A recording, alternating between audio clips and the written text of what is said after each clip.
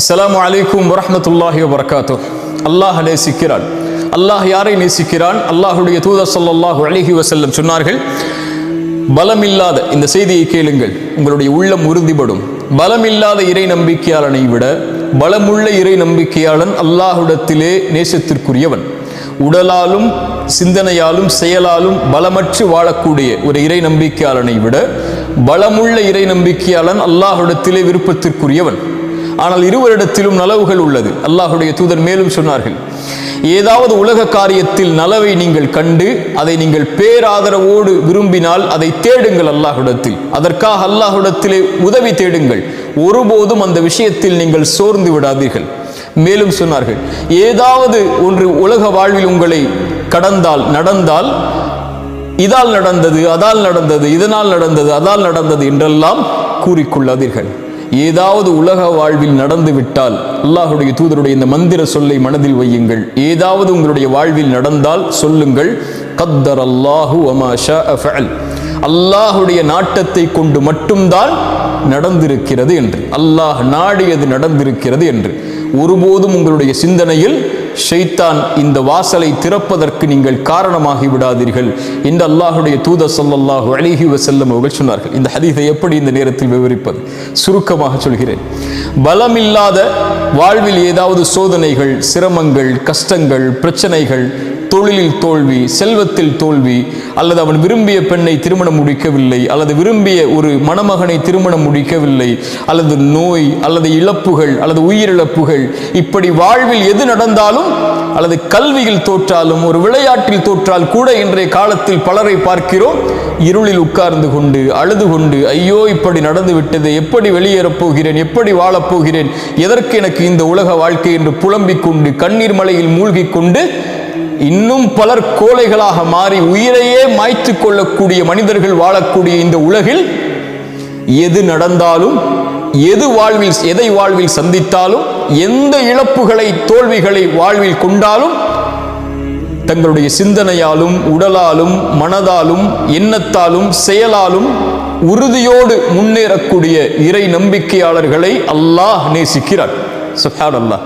தங்களுடைய வாழ்வில் அவர்கள் எதையும் பார்ப்பார்கள். நோயை பார்ப்பார்கள், செல்வத்தின் இழப்பை பார்ப்பார்கள், விரும்பியது நடக்காததை பார்ப்பார்கள், தொழிலில் தோல்வியை பார்ப்பார்கள். ஆனால் அவர்களுடைய வாழ்வு முழுவதும் அல்லாஹுடைய நாட்டத்தை கொண்டு மட்டும்தான் இது நடக்கிறது.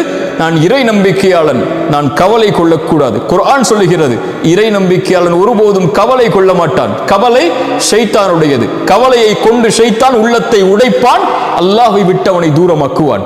கவலை கொள்ள மாட்டான் இறை நம்பிக்கையாளன். பயம் கொள்ள மாட்டான். உலகமே அவனுக்கு எதிராக ஒன்று சேர்ந்திருந்தாலும் ஹஸ்புனல்லாஹ், அல்லாஹ் ஒருவன் போதுமானவன் என்று அவன் சொல்லுவான். கவலை கொள்ள மாட்டான், பயம் கொள்ள மாட்டான். அவனுக்கு குர்ஆன் சொல்லக்கூடிய செய்தியை மனதில் வைத்திருப்பான். கவலை கொள்ளாதே, பயம் கொள்ளாதே. அன்துமுல் அலௌன இன் குன்தும் முஃமினீன், நீங்கள் தான் உயர்ந்தவர்கள் முஃமின்களாக வாழ்ந்தால்.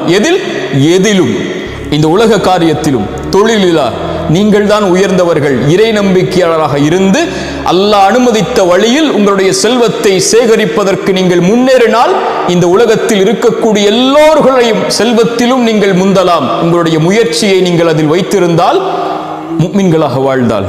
விளையாட்டிலா, தொழிலிலா, கல்வியிலா, அல்லது இந்த உலகத்துடைய எந்த காரியத்திலும் அடுக்கிக் கொண்டே போகுங்கள். நீங்கள் முன்னால் வந்தால்தான் நீங்கள் இறை நம்பிக்கையாளர்கள். ஏன்? நீங்கள் உறுதியோடு அல்லாஹுடைய நம்பிக்கையை உள்ளத்தில் வைத்திருப்பவர்கள். எல்லோர்களை விடவும் நீங்கள் மேன்மையானவர்கள். உங்கள் சமூகத்தில் வாழக்கூடிய மக்களில் யாரை நீங்கள் அருகில் வைத்திருந்தாலும் நீங்கள் தான் உயர்ந்தவர்களாக இருக்க வேண்டும். அதில் ஏன்?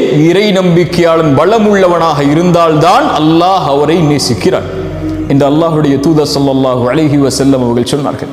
வாழ்வில் எதை சந்தித்தாலும், அது இனிமையோடு இருந்தாலும், கவலையோடு இருந்தாலும், நோயோடு இருந்தாலும், சுகத்தோடு இருந்தாலும், தோல்வியோடு இருந்தாலும், வெற்றியோடு இருந்தாலும், அல்லது தோல்விகளையே வாழ்வில் கண்டு கொண்டிருந்தாலும், வாழ்வு முழுவதும் இருளானாலும், பிரச்சனைகளால் வாழ்வு இனிமேல் வெளியேறுவதற்கு வழி தெரியாத அளவிற்கு மூடப்பட்டாலும், உயிர் மூச்சு அடுத்த நிமிடத்தில் உங்களோடு இருந்தால் அல்லாஹ் உங்களுக்கு இன்னும் வாய்ப்பை கொடுத்திருக்கிறான். முன்னேறுங்கள். எதையும் வாழ்வில் ஜெயித்து விடலாம். நான் உங்களை உள்ளத்தால் தட்டி எழுப்புவதற்குள்ள வார்த்தைகளை நான் சொல்லவில்லை. அல்லாஹ் குர்ஆனிலே சொல்கிறான், ஒருவன் முயற்சி செய்தால் அந்த முயற்சியுடைய பலனை பெற்றே தீருவான். அது உலக காரியத்திலும் சரி, மறு உலக காரியத்திலும் சரி.